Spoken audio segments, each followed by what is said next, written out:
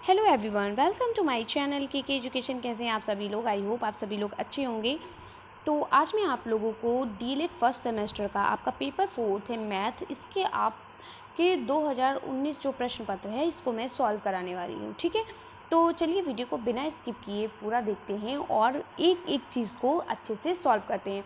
तो जैसा कि आप सभी लोग जानते हैं कि मैं आपको मैथ्स के जो क्वेश्चंस हैं उनको मैंने 3 पार्ट्स में डिवाइड कर दिया है। एक में बहुविकल्पी प्रश्न, फिर आपके लघु उत्तरीय प्रश्न, अति लघु, फिर लघु उत्तरीय प्रश्नों को सॉल्व कराऊंगी। तो चलिए 2019 का जो आपके बहुविकल्पी प्रश्न यानी जो आपके 5 नंबर के बहुविकल्पी प्रश्न आते हैं इन सभी को हल करते हैं और इन सभी का पोस्टमार्टम करते हैं। चलिए देखते हैं। पहला प्रश्न है आपका, निम्नलिखित में से 9 का अपवर्त है। देखिए अपवर्त का मतलब क्या होता है? अपवर्त का दूसरा नाम होता है गुणज, यानी गुणा करना। ठीक है, तो अपवर्त क्या है? जैसे आपका 9 है, जैसे 2 दे दिया गया तो 2 से आप क्या करें, 2 से गुणा करना शुरू कर दिए। 2 एकम 2, 2 दूनी 4, 2 तीन 6, 2 चौको 8, इस तरीके से। तो 9 का अपवर्त क्या होगा? 9 का अपवर्त हो जाएगा 9 एकम 9, 9 दूनी 18, 9 तीन 27, 9 चौक 36। ठीक है, इस तरीके से 9 का ये अपवर्त हो जाएगा। तो उत्तर नंबर 2 आपका सही है, यानी कि गुणज करना। ठीक है, नेक्स्ट क्वेश्चन है आपका क्वेश्चन नंबर 2, 30 और 40 के बीच अभाज्य संख्याएं हैं। अभाज्य संख्या आपको पता है जो खुद से कटती है या एक से कटती है, जो एक से कटे या जो स्वयं से कटती है। ठीक है, वो संख्या क्या कहलाती है? अभाज्य संख्याएं कहलाती हैं। तो 30 और 40 के बीच जो अभाज्य संख्याएं हैं वो कौन सी हैं? तो 30 और 40 के बीच चलिए देखते हैं। 31 और 33। 33 आपका जो है ये 3 से कट जाएगा। क्यों? देखिए 3 एकम 3 और 3 3 कट गए, 3 बचा, 3 एकम 3, तो ये आपकी अभाज्य संख्या नहीं है। नेक्स्ट है आपका 33 और 37। तो 33 आपको पता है ये अभाज्य संख्या नहीं है क्योंकि ये आपका 3 से भी कट जाएगा, 1 से भी कटेगा, 3 से भी कटेगा, 11 से भी कटेगा और 33 से भी कट जाएगा, इसलिए अभाज्य संख्या नहीं है। तो उत्तर नंबर 2 आपका गलत है। फिर उत्तर नंबर 3 देखते हैं, 31 और 37। तो 31 जो है ये केवल 1 से कटेगा और केवल 31 से कटेगा, यानी स्वयं से और 1 से कटेगा। 37 भी आपका स्वयं कटेगा और 1 से कटेगा। तो उत्तर नंबर 3 आपका सही है। ठीक है, चलिए आगे बढ़ते हैं। नेक्स्ट क्वेश्चन देखते हैं। नेक्स्ट क्वेश्चन है आपका, 3 संख्याएं 1:2:3 के अनुपात में हैं। यदि उनका महत्तम समापवर्तक यानी 12 है, यानी इसका मासा जो है वो 12 है, तो ये संख्याएं हैं। तो आपको जब भी महत्तम समापवर्तक इस तरीके से निकालने के लिए दिया जाए, अगर संख्या आपको अनुपात में दी गई है और इस तरीके से आपको महत्तम समापवर्तक निकालने के लिए दिया जाए, तो आप क्या करेंगे? जिस संख्या को दिया गया है, जिस संख्या का महत्तम समापवर्तक निकालना है, उसको सभी से क्या कर देंगे? गुणा कर देंगे। ठीक है, क्या कर देंगे? गुणा कर देंगे। तो 12 एकम 12 हो जाएगा, 12 दूना 24 और 12 तिया 36। तो उत्तर नंबर आपका क्या है? 12, 24 और 36, यानी उत्तर नंबर 2 आपका सही है। यानी यहाँ पर ये कहा गया है कि अगर कोई भी संख्या यहाँ पर मान लो अगर 1, 2, 3 और 4 अनुपात में दी गई है और ये कहा जाए कि इन सभी संख्याओं का महत्तम समापवर्तक 12 है, तो ये संख्याएं कौन सी होंगी? तो महत्तम समापवर्तक यानी आप इसका मासा निकालोगे। तो मासा निकालने के लिए क्या करोगे? सभी संख्या से उसको क्या कर दोगे?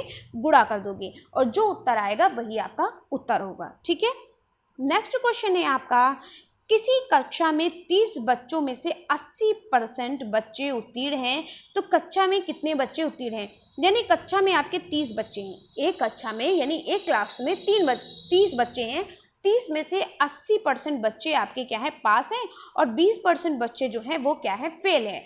ठीक है, तो चलिए पहले पास बच्चों को दिखाएंगे, फिर फेल बच्चों को भी करके दिखाएंगे, ताकि अगर फेल का पूछा जाता तो आपको उसको भी करना आता। ठीक है, तो अगर आपके कक्षा में 30 बच्चे हैं तो आप क्या करेंगे?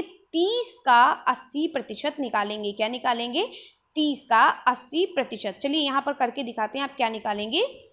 30 का 80%। तो 30 का आपको पता है हमेशा का की जगह पर आप किसका इस्तेमाल करते हैं? गुणे का। ठीक है, तो 30 का 80% क्या होगा? 30 गुणे 80, और प्रतिशत है तो 80 को इसको प्रतिशत में बदलेंगे तो 80/100 हो जाएगा। ठीक है, तो ये 0 कट गया। ठीक है, ये जीरो से कैंसिल हुआ, ये जीरो से कैंसिल हुआ, बचा आपके पास क्या? 3 गुणे 8। तो 3 गुणे 8, तीनों अट्ठे क्या होता है? 24। तो उत्तर 24 आपका सही, यानी आपकी कक्षा में लगभग 24, यानी आपकी कक्षा में कितने बच्चे उत्तीर्ण हो गए? 24 बच्चे आपकी कक्षा में पास हुए। ठीक है, अगर यहीं पर आपका पूछ लिया जाता कि कितने बच्चे फेल हुए, तो आपको पता है जब 100 मान लो आपके क्लास में 30 बच्चे हैं, यानी 100% बच्चों में से 80 50% बच्चे आपके पास हैं, तो जाहिर सी बात है 80 और 20 कितने हो गए 100, तो 20 बच्चे आपके क्या होंगे, 20% बच्चे, सॉरी 20% बच्चे आपके क्या हैं, फेल हैं। तो आप क्या करोगे, 30 का 20% निकालोगे, तो 30 का 20% कैसे निकालेंगे, तो 30 गुणे 20/100 कर देंगे, 0 0 से कैंसिल हो जाएंगे, बचेगा 3 गुणे 2 और 3 दूनी क्या होता है 6, यानी 6% बच्चे स्कूल में क्लास में फेल हुए। ठीक है, तो कितने बच्चे उत्तीर्ण हुए आपके, 24 बच्चे आपके उत्तीर्ण हुए, और 24 में 6 जोड़ो, जाहिर सी बात है आपके 30 हो जाएंगे। ठीक है, नेक्स्ट क्वेश्चन है 18% का भिन्न रूप होता है, तो भिन्न रूप को हम किस तरीके से बदलते हैं, जब भी किसी प्रतिशत को बदलना हो तो हम क्या करेंगे, 18 गुणे 1/100 लिख देंगे, या हम इस तरीके से भी लिख सकते हैं 18/100 भी लिख सकते हैं। अब हम इसे जब काटेंगे तो कैसे काटेंगे, तो 18/100 को हम कट करेंगे, कैसे करेंगे, तो हम करते हैं इसको कट 2 से। ठीक है, तो 2 नवा 18 और 2 पंचे 10 और 0 क्या हो गया 9/50। कितना उत्तर आपका आ रहा है, देखिए 9/50 उत्तर आ रहा है कि नहीं, जी बिल्कुल आ रहा है। तो आपका उत्तर नंबर 4 सही है, 9/50। तो चलिए ये आपका था लास्ट क्वेश्चन, और इसी तरीके से आपके 2020, 2021 और 2022 के 3 पेपर बचे हैं, उसके बाद मैं आपके अति लघु उत्तरीय प्रश्नों को सॉल्व कराऊंगी। तो वीडियो के साथ बने रहिए, और अगर आपको वीडियो पसंद आ रही है तो लाइक करिए, और अभी अगर आपने सब्सक्राइब नहीं किया है तो आप चैनल को सब्सक्राइब कर लें, इसी तरीके के आपके प्रीवियस और क्वेश्चन पेपर सॉल्व होते रहेंगे। और अगर आपको किसी भी सब्जेक्ट से रिलेटेड कोई भी चीज़, आपको किसी भी जानकारी, कोई भी चीज़ें आपको पढ़नी है तो आप प्लेलिस्ट में जाकर पढ़िए। आपको पता है मैं आपके हर एक कॉन्सेप्ट को क्लियर करती हूँ, आपके हर एक कमेंट्स को पढ़ती हूँ, पढ़ने के साथ साथ हर एक कमेंट्स का जवाब देती हूँ, चाहे वो कोई भी प्रशिक्षु हो मेरा, मैं हर एक प्रशिक्षुओं का क्या करती हूँ, कमेंट्स का आंसर जरूर देती हूँ।